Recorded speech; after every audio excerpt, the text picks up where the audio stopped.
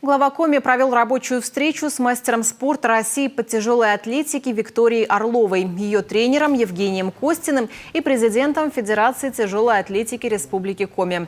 Виктория Орлова – лидер сборной России в своей весовой категории. Среди последних достижений спортсменки 3 золотые медали на чемпионате России по тяжелой атлетике в Новом Уренгое, 2 золота первенства России в Саранске и золотая медаль открытого международного турнира среди молодежи в Республике Беларусь.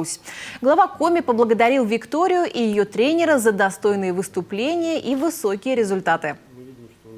Растить чемпиона сложно, но мы с вами и понимаем, что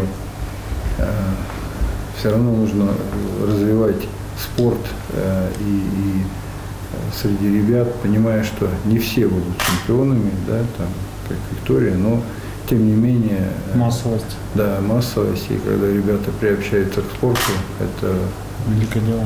Великое, во-первых. Во-вторых, мы их все-таки действительно выводим на правильную дорогу, на правильный путь.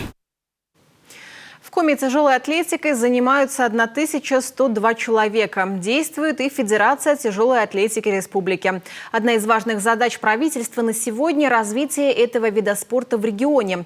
В 2024 году запланированы чемпионат Северо-Западного федерального округа среди мужчин и женщин, первенство Северо-Западного федерального округа среди юниоров и юниорок 13-17 лет, первенство России среди юниоров и юниорок до 23 лет и всероссийский турнир среди мужчин и женщин имени мастера спорта России Ивана Кулижникова.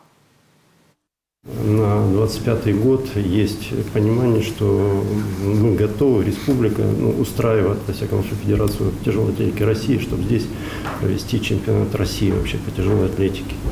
Это большие знаковые соревнования. Думаю, что такие соревнования послужат толчком на развитие, этого вида спорта и увлечению детей именно в этот спорт.